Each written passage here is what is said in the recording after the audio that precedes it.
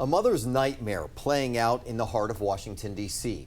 Brittany Davis says Dunn Sons Funeral Home gave her the wrong ashes instead of the ashes belonging to her infant son who died in August of last year.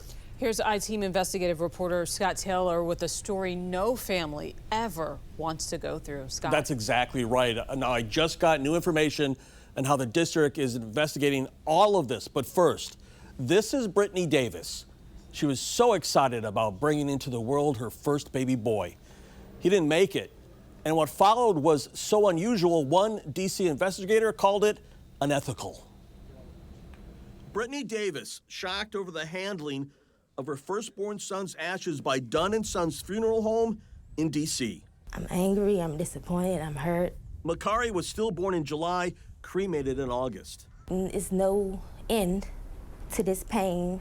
Davis claims on August 14th, the funeral home gave her an empty bag with no cremation certificate or seal. A day later, she was handed a bag of ashes, a seal, and a cremation certificate. The Davis family then paid a visit to Chambers Funeral Home and Crematorium in Riverdale, Maryland, where Makari was cremated. Makari's dad goes to the crematory. He tells him our son's name, and he's like, "Oh, I just cremated that baby this morning." So he's like, "This morning? Well, we got ashes last night, so how is that possible?" Davis says the crematorium told the family it was asked by Dunn & Sons to change the date on her son's cremation certificate from August 1st to August 15th.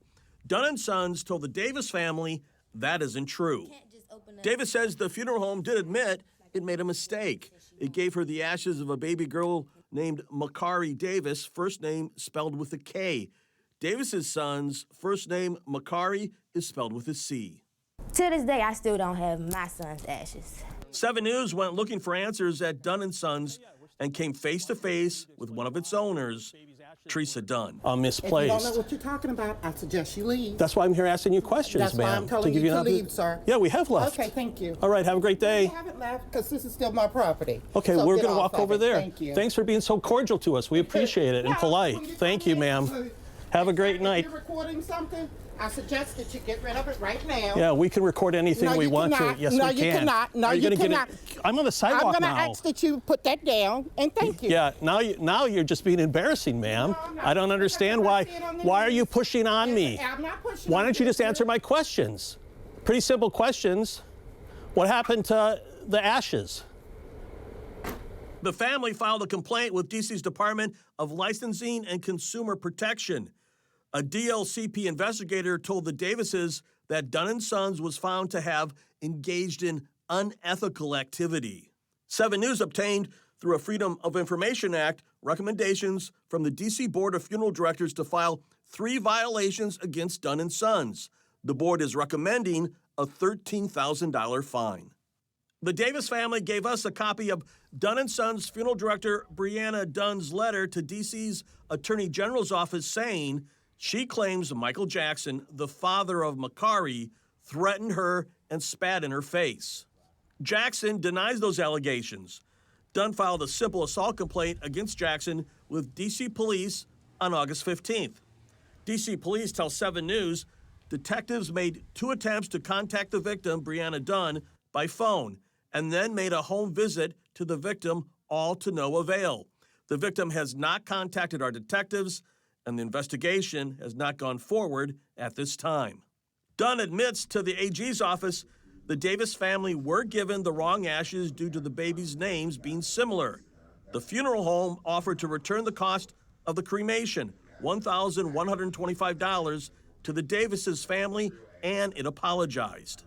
Dunn & Sons offered to handle the exchange of the 2 ashes, but the Davis family says it wants the parents of the baby girl to meet with them for an exchange. Davis says so far she has yet to hear from the baby girl's parents. I don't know what it is, who it is. This person in my house, and it's not my son. Wow. The district just got back to me and says Dunn & Sons had 30 days to respond to its consent order and missed the deadline. The Board of Funeral Directors will now move forward with their recommendations. I tried again this week to get hold of Teresa Dunn's side of the story. She hung up on me. For the I-Team, Scott Taylor, 7 News. Have a great night. If you're recording something, I suggest that you get rid of it right now. Yeah, we can record anything No, we you want cannot. to. Yes, No, we you can. cannot. No, Are you gonna get cannot. I'm on the sidewalk I'm going to now. ask that you put that down, and thank you. Yeah, now you're just being embarrassing, ma'am. No, I'm not. I don't understand Because I why. see it on the Why are news. you pushing on me? I'm not pushing Why on don't you you, just answer sir. my questions? Pretty simple questions. What happened to the ashes? All right, that was I-Team investigator Scott Taylor trying to get some answers earlier this year from a local funeral home. It gave a D.C. family the wrong ashes instead of their baby's ashes. And now, as Scott Taylor reports, the funeral home and the former vice chair of the city's board of funeral directors have been fined. The family of Makari Jackson, who passed away last year, still hasn't received their son's ashes from Dunn Sons Funeral Home in Washington, D.C. What's the number one question you have right now? Where's my son's ashes? And whose ashes do I have? That's Asante Williams, Dunn Sons' designated funeral director, outside of D.C.'s Office of Administrative Hearings after attending a hearing in connection to a complaint filed by the Davis family to D.C.'s Department of Licensing and Consumer Protection. Until recently, Williams was also the vice chair of D.C.'s Board of Funeral Directors, but resigned after our original story aired in January. Williams was just fined $2,000, and her funeral director's license has been reprimanded by the district in connection to the missing ashes. Dunn Sons Funeral Home has been fined $7,500. Investigators say Brianna Dunn, the funeral home's director, admitted to giving Makari's mother the wrong ashes. Dunn has to complete 3 hours of cremation best practices and 3 hours of ethical business practices. Nobody's being held accountable. You could just give money here, or you could just take these 3 hours. That's not enough. Davis says last year the funeral home told her it gave her the ashes of a baby girl named Makari, first name spelled with a K, and not her son's ashes, as his similar name is spelled with a C. So far, Davis says she has seen no proof of the other baby's family. Dunn & Sons sent 7 News a statement in March after we sent their lawyer 13 questions. The Dunns have repeatedly expressed an interest in returning the cremains to the family.